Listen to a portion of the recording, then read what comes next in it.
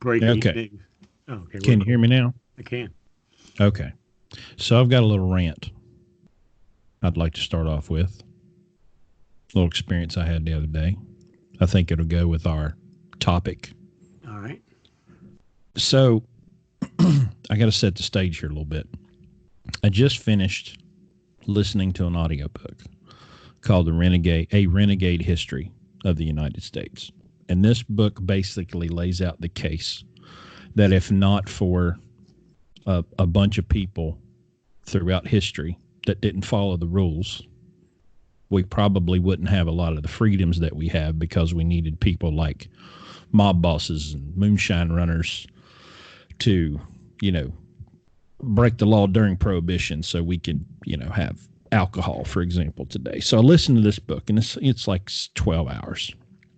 And so I'm finishing the book, and I pick up my trailer at my customer on Tuesday. It's 5 o'clock, and I'm hungry. I need some dinner, and I can't eat past 6 o'clock.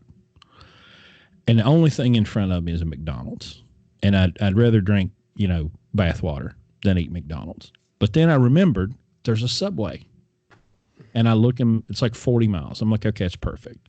So I'm gonna stop this Subway. I'm gonna get me some dinner.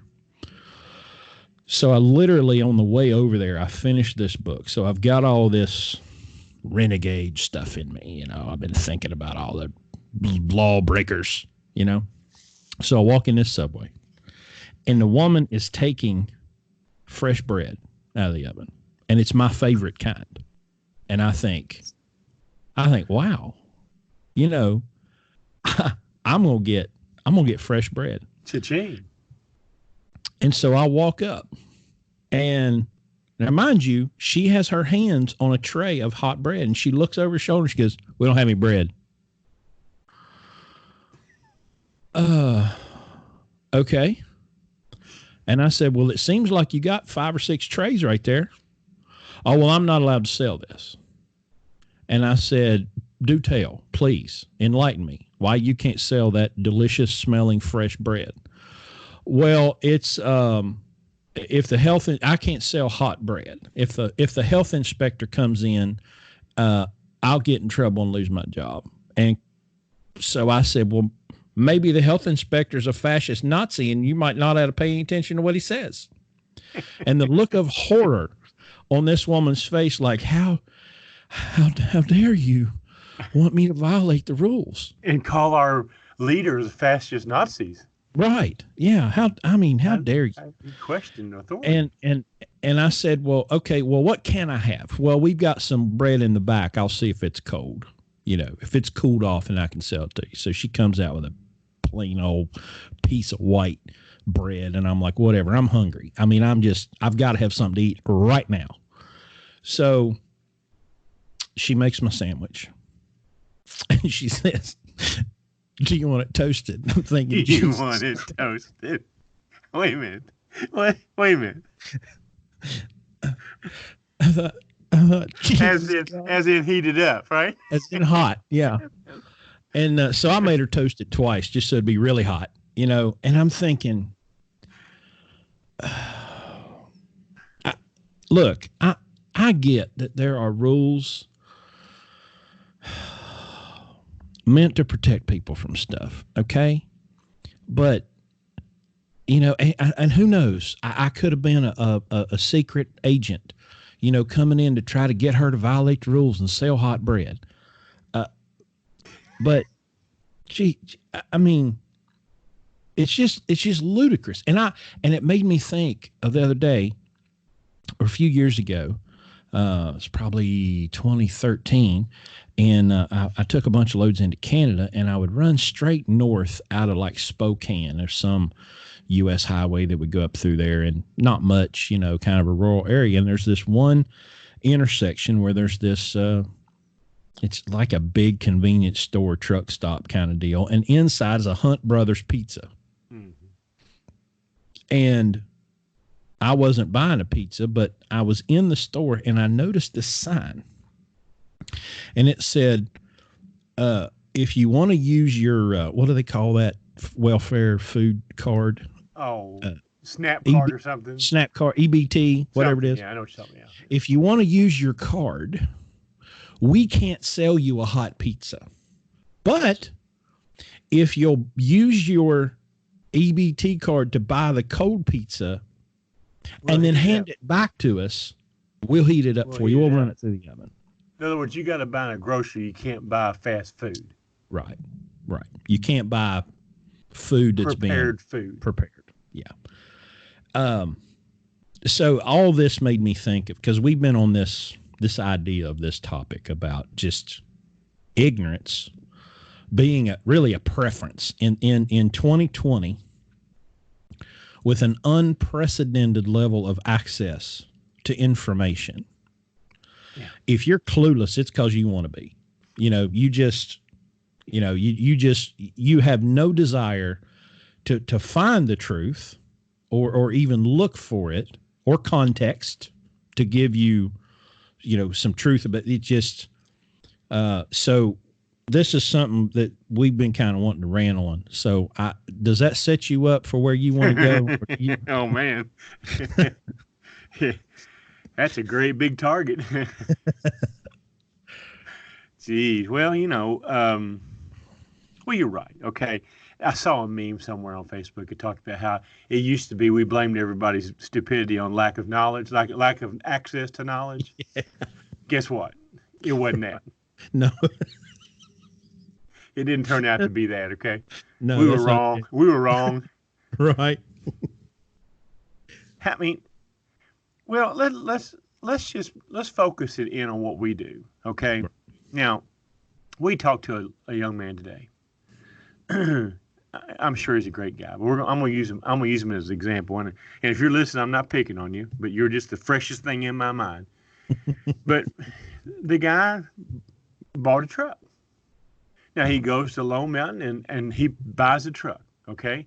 Now I don't know the process that he went through when he bought a truck. I suspect he looked around and found one he thought he liked, and the price was what he could afford, and he bought the truck. Now, turns out it's a 2014 Packard International with a Max Force motor. One step above a boat anchor. Now, he probably doesn't know, but here again, no, probably not. How do you go make that?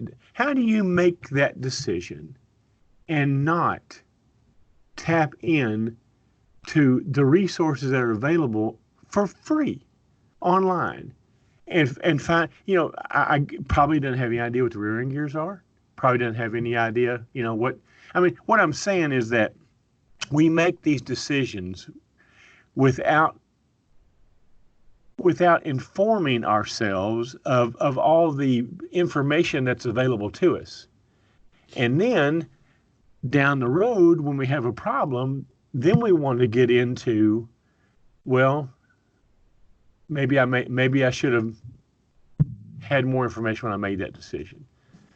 And we see it over and over and over and over again in this industry. People will go buy a truck. On Friday, they were had been a company driver for 28 years or whatever. That's probably an exaggeration. Let's say 5 years. Okay. Yeah. And then they decide they're going to come to Landstar. Well, guess what? You got to own a truck. So they go either lease or buy a truck and bring it to Landstar.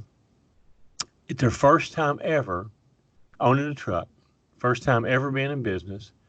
Certainly first time ever having to choose loads off of a load board and dispatch themselves. Okay. And then they get here and they can't figure out why it doesn't work for them. I can't understand for the life of me the thought process that you must go through to do that. And then here's what happens whenever they get here and they realize that they're way in over their head. Now it's no longer their decision that was wrong. We should be guaranteed $3 a mile. Agents should be able to put loads on the board that are in other words, let's transfer all of this responsibility now to other people, because I made a snap decision without doing my homework, and now that I own this truck, um, and I'm at Landstar, I should make as much money as everybody else. Landstar shouldn't be able to put agents shouldn't be. They should have to put all the loads on the board. Not keep some loads off for the regular drivers. But they better not put a load on there I don't like. Yeah. They better not post a load that I think the rate's too low, because I'm gonna call them out for that too. Here's what I saw just the other day. Somebody was raising hell. What was it? You probably saw it. They were raising hell about why don't agents put all the loads on the load board? Why do they hold some loads off? Okay, and then it got into the 3PLs. Okay, so the same guys that were bitching the day before about putting those copy and paste loads on our load board and not being direct customers, today are arguing that why don't you put everything? Why can't we see everything? Right. In other words, yesterday you only wanted to see direct freight, and you didn't want this stuff you didn't want this cheap freight on the load board. Now today you want to see everything because there's not something on the load board that suits what you need. So why don't we put it all on the board? There again, it's always the other person's problem, not something that I did wrong. And I'm probably getting a little bit off track right there, but I guess to get back on track is that, there's no excuse for not having all the information to make the right decision. There's if you want to go buy a truck and you don't do the homework, you don't do the rig dig, you don't pull an oil sample, you don't do the ECM printout, and you have a problem with the truck 3 or 4 weeks down the road, whose fault is that? I mean, all that's available to you. If you come to Landstar and you find out that, you get over here and you go, well, shit, I gotta, I've got to find my own loads. All these things that were available to you before you made that decision, but you chose not to look into it. Whose fault is that?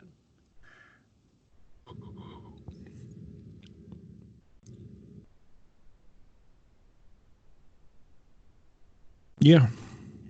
It's. I mean, as somebody that's raising young kids in 2020, I understand that the choices are greater than they've ever been before. And I think a lot of people end up in a situation where they're like that squirrel in the middle of the road, and there's so many left, right, and then they get run over. It is kind of easy to get squashed in an environment with so much information. Now, use the example of the MaxxForce. That's like the Yugo of the trucking business. It's just the biggest turd that was ever built. And that's pretty easy to know these days. If you Google MaxxForce, you're probably not going to find much about it. But I'm thinking, if I was to guess in this situation with this guy that we just met, given that he's not had the truck very long, he didn't pay much for that truck. So I'll give him like a C+ in that he didn't buy a $60,000 turd. Yeah, he probably bought a $25,000 turd. So, that's one way to do it. At least, he's not calling us with a $60,000 truck note. Of course you can buy those MaxxForces for next to nothing because they're worthless. But that's what I was trying to walk through his situation with him, because he's kind of in a give up spot, not really sure what to do and kind of overwhelmed. And I said, well, let's break the elephant up into small bites and let's take them one thing at a time. But I've always been amazed. It's just funny to me that I will see people who are holding a phone in their hands connected to the internet or sitting at a computer, and they will go to Facebook to ask a question rather than using like a search engine. One that always comes to mind is I see a guy in a trucking group. I don't know if it was a Landstar group, but he's asking, where's that pilot down in Louisiana that's got the Arby's in it? Well, I think there's a human psychological thing where you feel more comfortable asking a person or group of persons a question. But a good way on Facebook to get the wrong answer is to go to somebody on Facebook, you know. Whereas in that situation, for example, well, I would probably want to go to like the Pilot Flying J website, you know. But that's kind of a silly example, but I see lots of people ask fairly rudimentary, elementary kind of questions in a Facebook group, and I will sit and watch people lie to them, you know, or just make shit up as they're going along. Oh, it's sport. Look here. I know nothing about a Max Force engine. Do you really? You ever owned one? You know anything about it? I mean, other than what you heard? I had a friend of mine that had one. Okay. While you were talking, I Googled Max Force engine, okay? Okay. There are 10 articles on the first page before I go into more results, okay? Mm-hmm. Now, 10 articles, all right? 10 articles. Max Force diesel engine troubles and solutions. Max Force diesel engine settlement. Are Max Force engines that bad? There is a $20,000 difference. Goodbye, Max Force. Max Force engine problems. Max Force engine owners eligible for payouts in class action suit. Now, that's page 1. Right. Now, I did have a guy tell me that the bones of that engine, I guess, came from Germany, and that it was a really, like, I want to say it has like a military application, but to bring it over here and get it to try to work with the emissions is the problem. That the engine itself apparently is not that bad. Just trying to get it to operate with all this horse shit on it from the emissions stuff is the real problem. I don't think it's like they're throwing rods through the motor. I think it's just they don't. Sure, it's the same problem. Same problem we had with EGR and with everything. You know, I mean, it's the same, no difference. But now this engine, this was made from 11 to 14. Okay. Now this guy bought this truck last year, 2019, right? Yeah, 5 years. So only had it for 4 or 5 months, right? Something like that. I think so. Yeah. I think you got. So in 2019, it's 5 years old. Okay. Mm-hmm. So again, it's just a little bit of homework. Now, if it was you and your $20,000 and you took 5 minutes and read this page right here, would you go buy that truck? Right. No. But that's what I'm saying. Ignorance is a preference. It's easier to be ignorant, okay? Because it doesn't take any work. Right.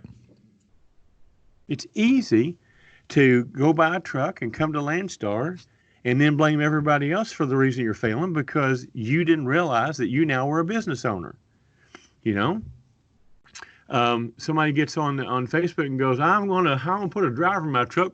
How should I pay him? I don't ever do it, but I want to say, just sell it. Just please, God, just sell it. Just don't even, you know. And their answer they're looking for is what is the easiest way? What's the least amount of work for me? It's never what's the right way. You know, you're giving this guy a job. You're now his employer. You now have that what I call a sacred trust, because that guy's family depends on you now for their bread.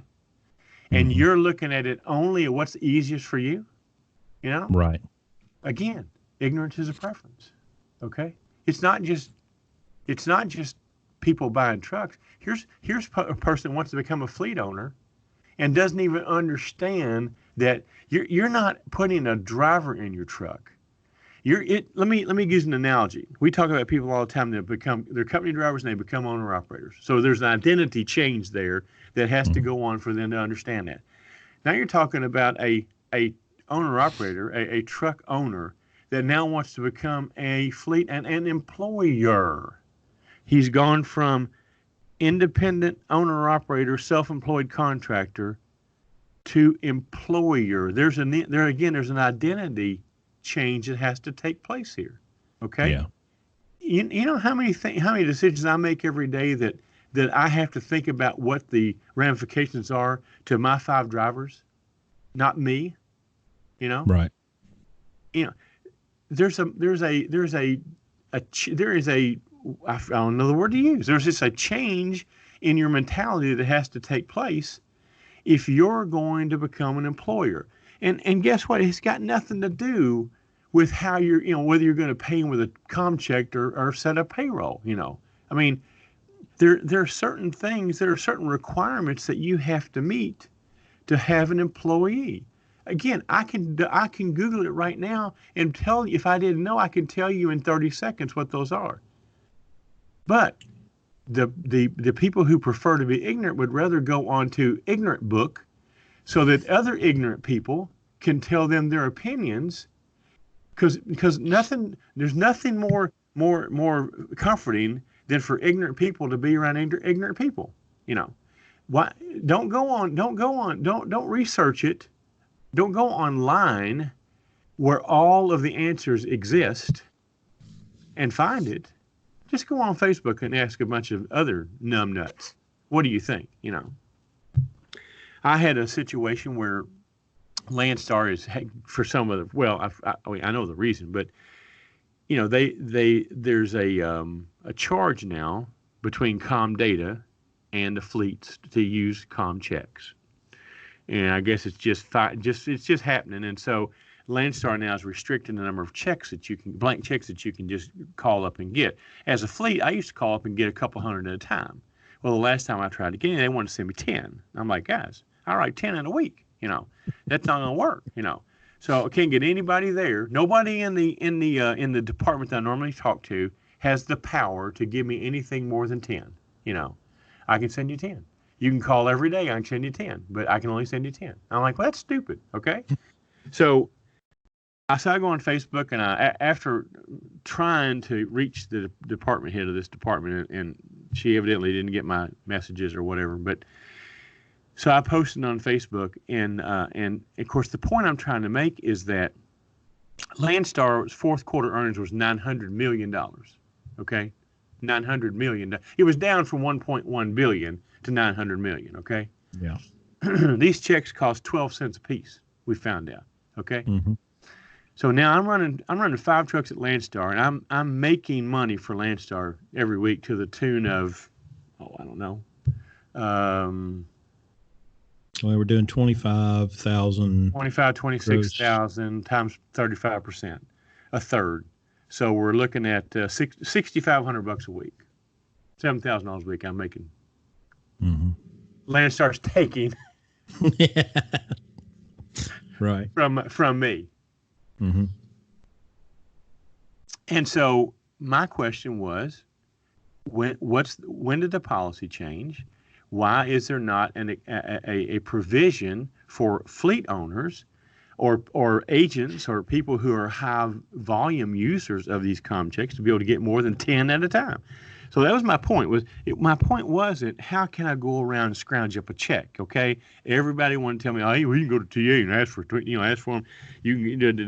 That wasn't my point. My point is, number one, why is it a problem? Why am I having to go solve this problem? Okay, why can't Landstar, with their $900 million profit in fourth quarter, afford to send me a couple of hundred checks? Well, I only really need 50 a month. Okay. But why is that an issue? Okay, that's the question I had. All right, but no, I don't. No one addresses that. No one sees that. That's the underlying root cause what I'm trying to solve here. Everybody wants to tell me how to go find a blank com check. Okay, like I can't figure that out. Again.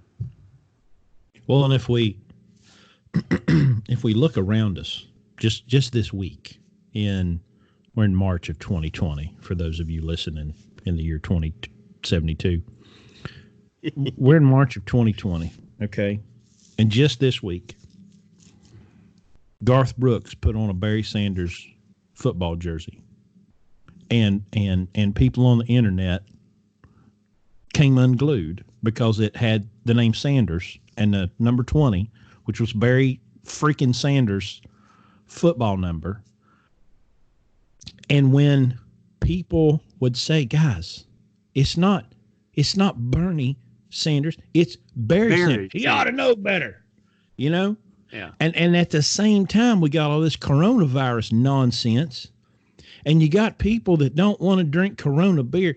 I wouldn't drink Corona beer anyway, but I mean, but they're like, and I'm thinking, Jesus God, these people are allowed to vote. You gotta think about the people that if you're going to go to social media, and look, I've gone and searched social media and found some answers to things. There's a kind of a way, but you kind of have to think about some of the people that don't understand very, very, very, very simple concepts, and of course everybody is being this coronavirus thing. Everybody is losing their damn mind, and it's so blown out of proportion. It's such nonsense, but like sheep being herded off to the slaughter. I digress. Well, and you and I've talked about this. What I'm wondering about is what it's like being at a who's that magician out in Las Vegas that makes shit disappear? Copperfield. David Copperfield. It's like being at a David Copperfield performance. Okay, he wants us to look at the coronavirus because he doesn't want us to notice the elephant that's walking off stage over here that he's trying to hide. Okay, right. Where's sleight of hand? Exactly. What are we not supposed to be looking at right now? Right. What are we being distracted? Where is that? I want. Where's the girl that got cut in half? Or right. Where is it? I mean, there's something out here that we're being distracted from. I don't know exactly what it is, but yeah, we'll find out soon enough. It won't be. Yeah, we will. Look,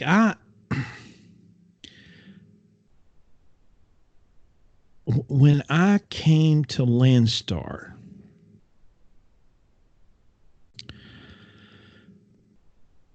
I knew I didn't know anything. But at least, at the very minimum, I learned a lot at Anderson. I was there 2.5 years, and it was a similar setup, with similar contract, but I had a dispatcher. But I kind of understood the difference between a direct customer and a third party load, because we deadhead 1,000 miles to get to a direct customer because they paid so well, and then I would be sitting somewhere waiting for a load, and I would get a message. Well, everything they're offering is 60 cents a mile, so we're not doing it. We'll wait till tomorrow. So that began to teach me about supply and demand and capacity and volume. And so I came over to Landstar, and it was always learn a little bit more. Here's a new experience. Meet another person. They taught me something.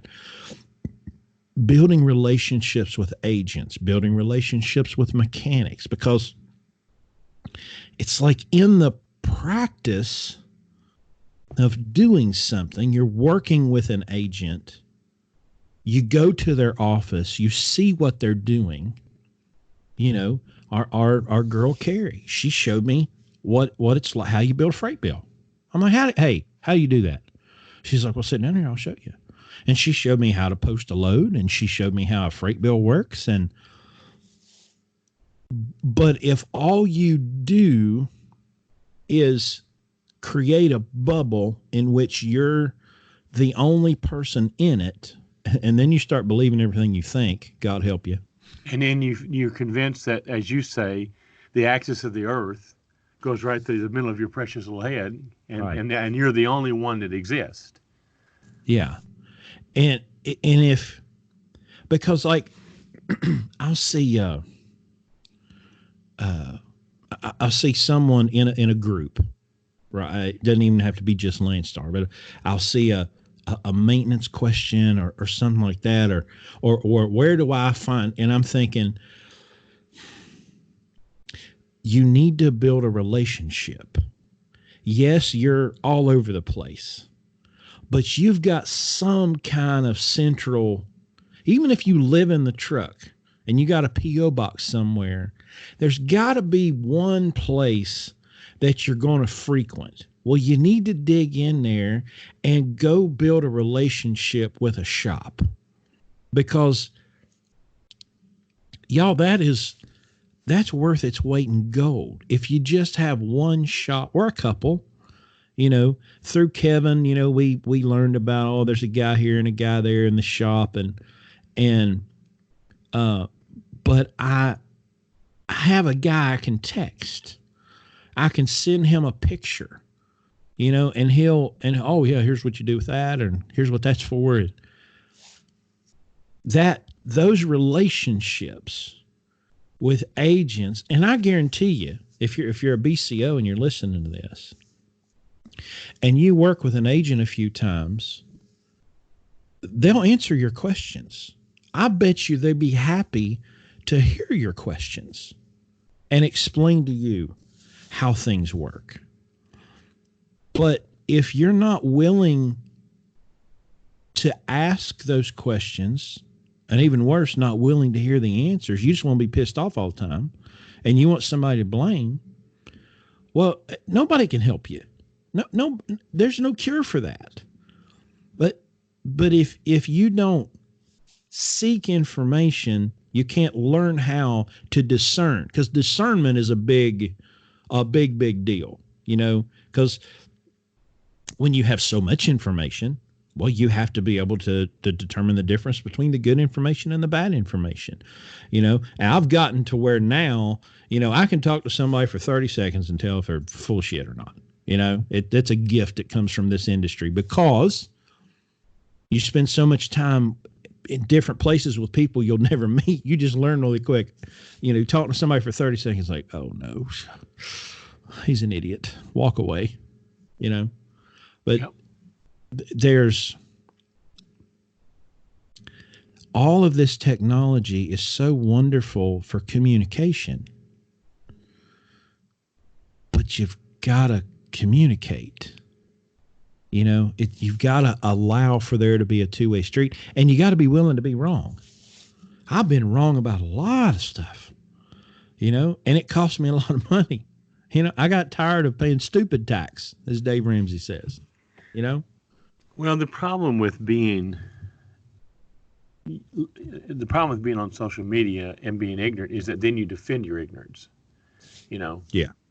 That part you just said about admitting that you're wrong, that never happened, because once you take a position, then you defend it, and then you get to the point where you're overwhelmed with it, you just delete the post, but you never do ever admit that you were wrong. You never do learn, at least publicly learn. I mean, maybe you did internally. I don't know.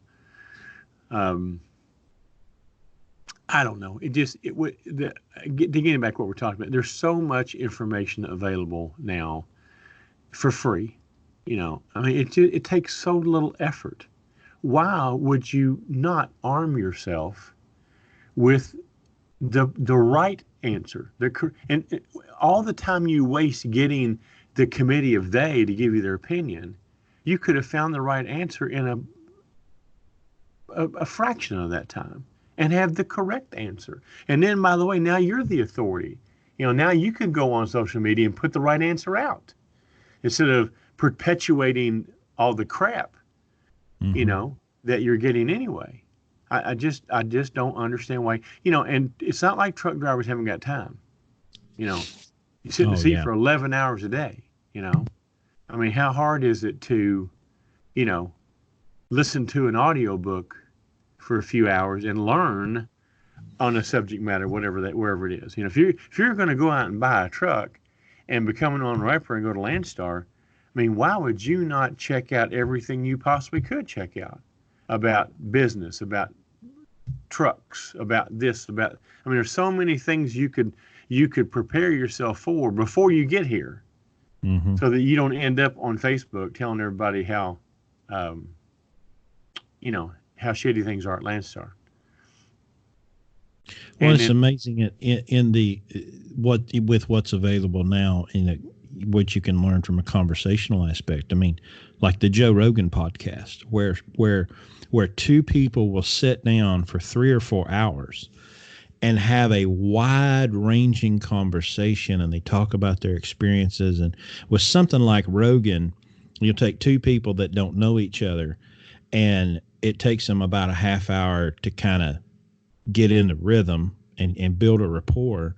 But generally, the last couple of hours of a Joe Rogan podcast is the best, because both persons are comfortable now, and they're comfortable with each other, and they're back and forth. But it's amazing how much stuff that I've learned from something like a Joe Rogan podcast, just where they're so, and of course, Joe's an amazing interviewer. You know, he asks great questions, and he gets people, he draws a lot of stuff out of them.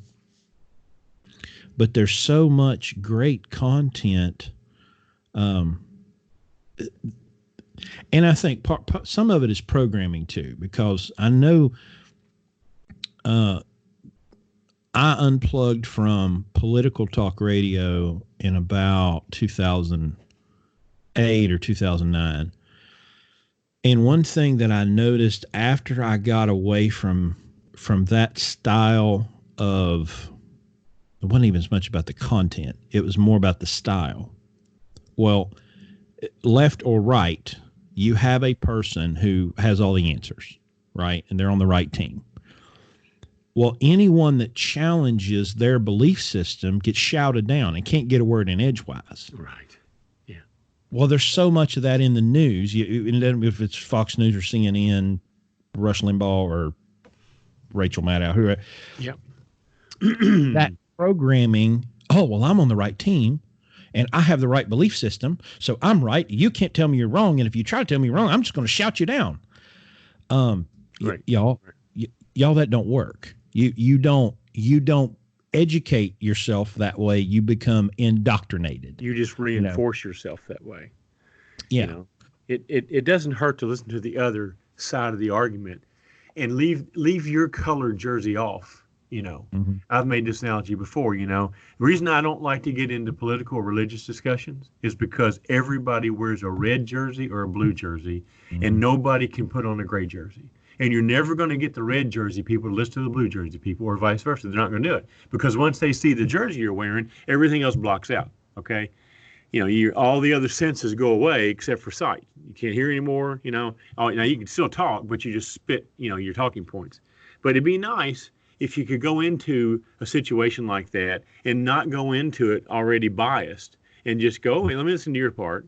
Let me listen to your, you know, these presidential debates, they would be great if they would actually talk about what all they want to talk about is what they think you want to hear. You know, tell me what you believe. Just tell me, you know, say it, but they won't, you know. And that's why I can never be a politician. I'm too honest, because one thing you find out about me, you ask me my opinion, you're going to get it. Okay, you may or may not agree. You probably won't agree with it, but I'm still going to give you my opinion. And you never know where you never have to wonder where I stand. But that's why I hate discussions like that, because it's just a waste of time, because once you identify with a corner, you're going to defend that. You know, that's just how it is. And now we've got the Fox News people, and then we got the CNN people. So now you don't even list each other's news. News is no, you know, I grew up, Walter Cronkite was America's newsman, the most trusted man in the world, Walter Cronkite. Okay, I don't even remember what network it was, but the news was the news. It wasn't filtered. It wasn't presented with any type of slant or bias. It was it just impartial. Here it is. Okay. Now you've got to decide what network you're going to watch, and before you watch it what color jersey they're wearing. And I made this point to you the other day. To now, podcasts are the gray jersey news. That's where the truth comes out, because nobody's paying for it. Nobody's, you're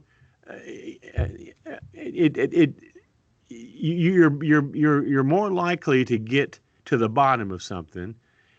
Listen to somebody on a podcast. Now you have to put up with all of our shit like you and I do, but still the information is good, and it's just I just think that's phenomenal. That all the professional journalists, I mean, it's a waste of time to watch it.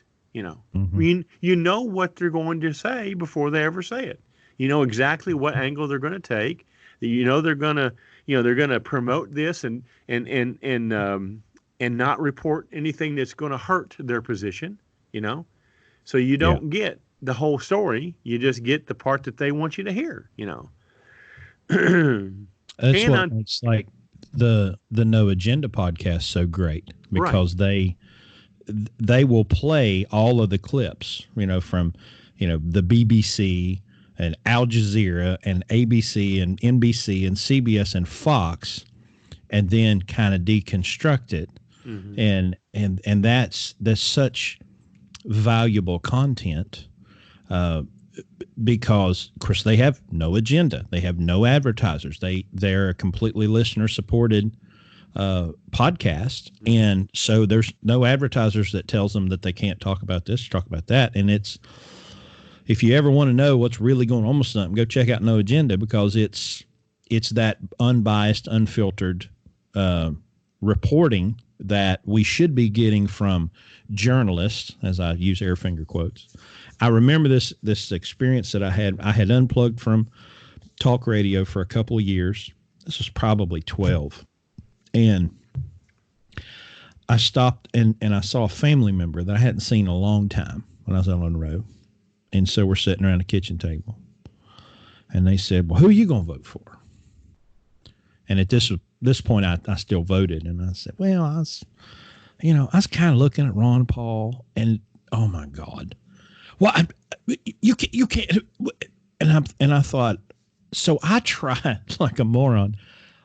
I tried to respond with logic and reason as to why I would, and it kept shouting me down. And I'd get 3 words out, and I finally said, if you would shut the hell up for a minute, I could tell you, but you won't shut up long enough for me to get a word in edgewise, because you're a little mini Sean Hannity.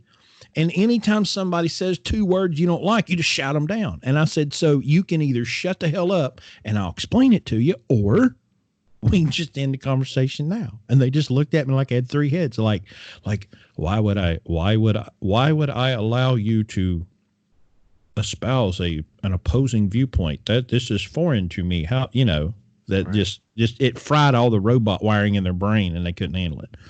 Well, Fox News, they talk about being fair and balanced, because unlike the other channels, they do present the opposing side, but it's always a 4-1,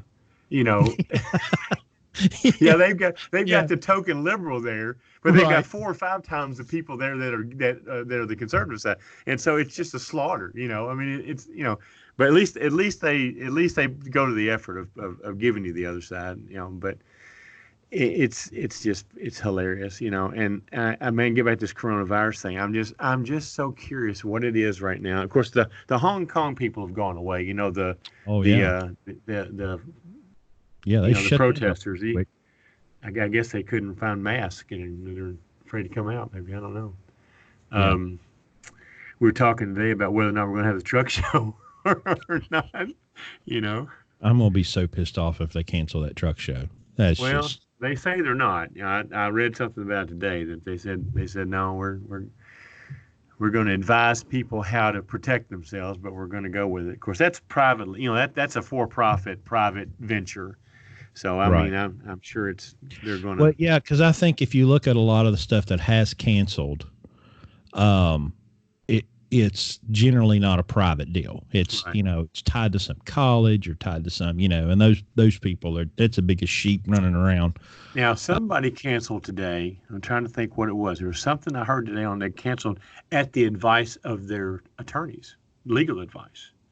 So No, I guess their fear is that if we hold this thing, knowing that we have this plague, air quotes again, going around, and somebody gets it, you could be held liable. If I guess that's the argument there. Again, I'm not a lawyer, but I think I saw where South by Southwest was canceled. it, Uh, it is well. I saw that too, but I don't know if that's the one that did yeah. it based on the attorney. But somebody canceled something today because their legal counsel said you shouldn't do it. So that's nuts. I don't know what's gonna. We. I, This I, is this I is posted a this will meme be today. the, We this talked will be about at least like the sixth pandemic. The third, I mean, the Jesus was supposed to come back like 4 times already, oh yeah. and Ebola and SARS and Asian flu and turkey flu and I just I can't I just can't get my wife and I went to dinner this evening, and I'm sitting in this restaurant and I'm looking around and everybody's coming and going and they're eating. If we'd all just turn off the news, I think a lot of our lives will be a whole lot more peaceful. Well, I don't even think a virus wants to come to West Virginia. We have our first case in Lexington, by the way. Oh, good grief. Yeah, so the whole town shut down. Yeah. Um, Well, look, we have joked about this a lot, about this ignorance, because it's not a biological condition.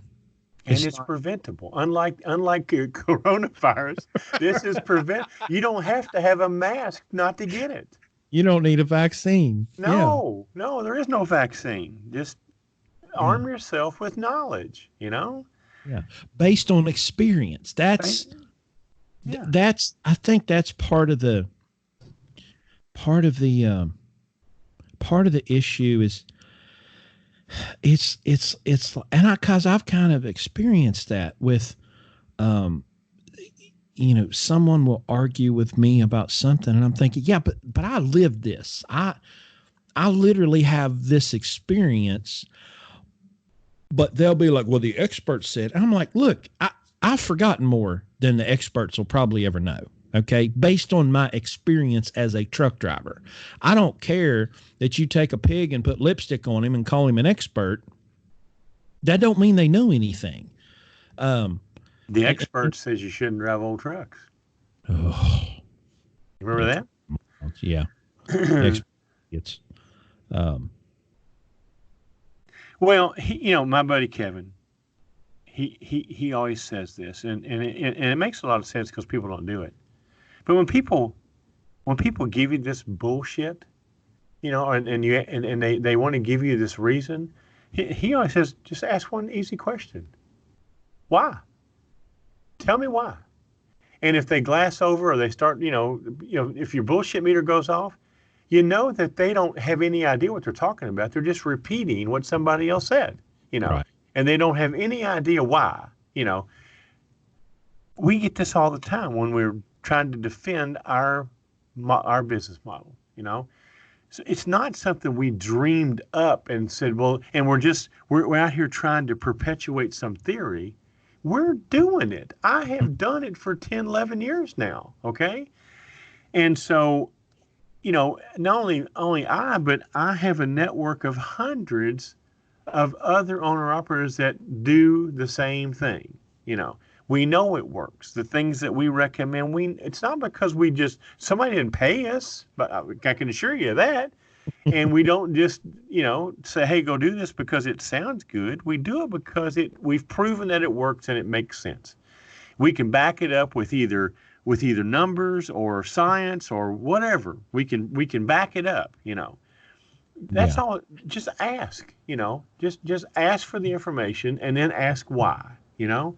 And if you can't tell the difference between raindrops and somebody pissing on your boot, then you need to go somewhere else. Find a different source of information, you know. Right. And just like say what we do works every time. yes. It works in every environment. It works in every scenario. No, it just works for me. That just works for Larry Long. That won't work anywhere else. Yeah. Let me go back. This Renegade, I'm telling you, I'm going to put a link to this in the show notes. Just a Renegade History of the United States. We are the renegades. We're the ones that are doing what everybody else says you couldn't do or you shouldn't do, but it works. And all throughout history, and that's what's great about this book is it goes back to the colonial times of America, and it shows you basically what people were supposed to do according to the ruling elites, and then what they actually did. Well, what they actually did was what works, and where the most freedom is found.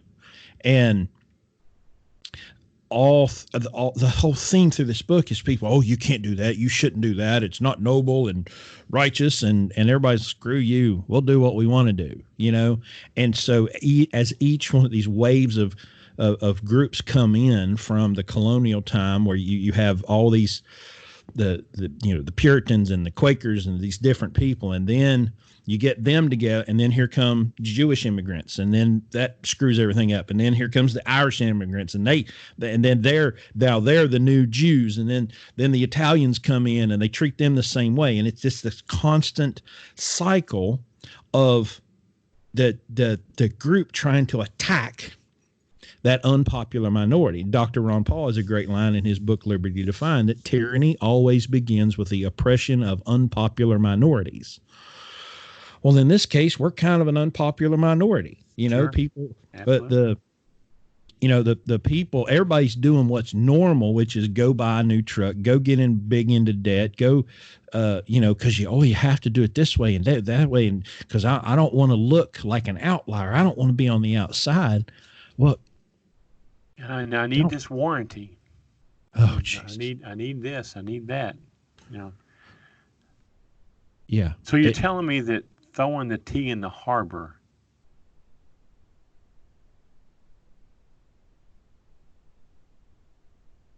wasn't a popular thing to do? Oh, it sure wasn't a popular thing to do. The Renegades started up, huh? Yeah. Just think if we didn't have renegades, back then, we'd all be curtsying to the Queen, wouldn't we? Oh, 100%. Do you follow the royal family much? Are you? I try my best not to. I try my best to ignore. I see the royal family, and then I see like the mascot for Alabama football, and I'm just like, these two things are the same. There's like a mascot.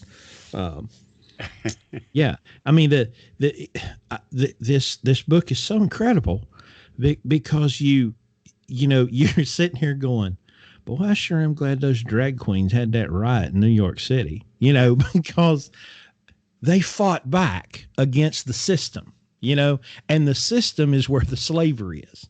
And it's no accident that all this revolutionary stuff always planned in bars. Yeah. Oh, there's some great stories in this book. They said at one point, so let me get this right. I think right now today in Boston, for example, there's a tavern for every 100 people.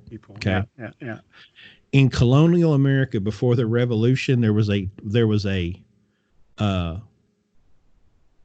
I didn't do that right. No, right now there's a tavern for every 1,000 people. Right. There's a tavern. Yeah. Right now there's a tavern for every 1,000 people.